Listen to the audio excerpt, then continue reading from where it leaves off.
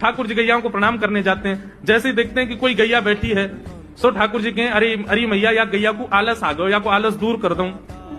सो बैठी हुई गैया के ठाकुर जी सींग पकड़ लेते हैं और सींग पकड़ करके अपनी ओर खींचते हैं। दूसरी तरफ से सींग बलराम जी पकड़ लेते हैं। अब ऐसे सींग पकड़ करके ऐसे ऐसे गैया के सींग हिलाते हैं।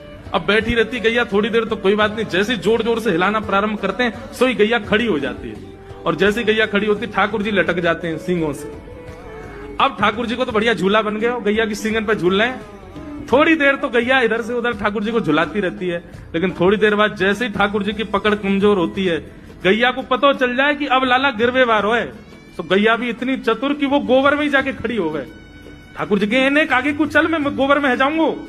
गैया के ना, अब तो मैं यही खड़ी रहूंगी, तुम गोबर में ही गिरो। और सोई ठाकुर जी को हाथ छूट जाए, मैया मैया बचाइयो, देख जे गैया मुंह को गोबर में फेंक रही है।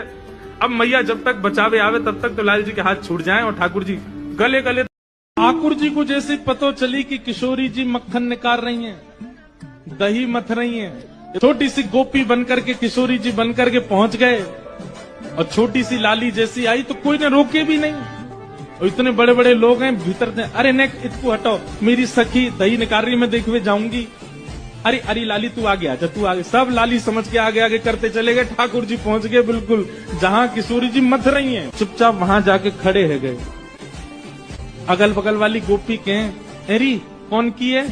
ठाकुर जी कहें, तो क्या करना है, कोई क्यों हूं मैं? अरे बड़ी चपड़ चपड़ बोला, हाँ तो अपने छुरा करा दियो भ्याम होते। मैया ने ठाकुर जी को याद करा दिए, बोले लाला तेरी नाक कहाँ है? सो ठाकुर जी नाक पकड़े अपने, जेरी नाक। लाला तेरी आंख कहाँ है? सो ठाकुर जी ऐसे अपनी आंख करें। लाला तेरी जीभ कहाँ है? सो ठाकुर जी जीभ निकालें, जेरी जीभ। अब सब गोपियां घेर के बैठी हैं, सब पूछ रही लाला तेरे पाम कहाँ है? सो ठाकुर जी अपने पाम पकड़े। तेरे हाथ कहाँ है? जेरे। एक चतुर गोपी पीछे खड़ी खड़ी बोली, लाला तेरे कान कहाँ है? कान। सो ठाकुर जी वाकू यूं देखें, मैया तेरे लाला जी ना पता कान कहाँ है? अरे ना लाला, तो कल सिखाया तो कान कहाँ है, बता दे कान कहाँ है, जल्दी बता।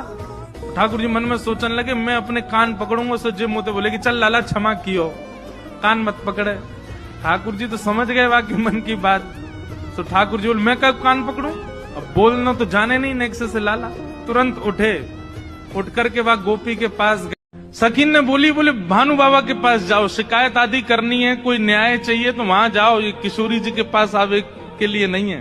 वो नहीं, हम तो किशोरी जी से ही बात करेंगी, ऐसी बात है कि मैं वृषभानु जी से ना कह सकूं। सखीन ने जाकर के भीतर किशोरी जी से कही, हे लाडली जू, बाहर एक गोपी ठाड़ी है और यूं कह रही है कि वह आपसे ही बात करनी है।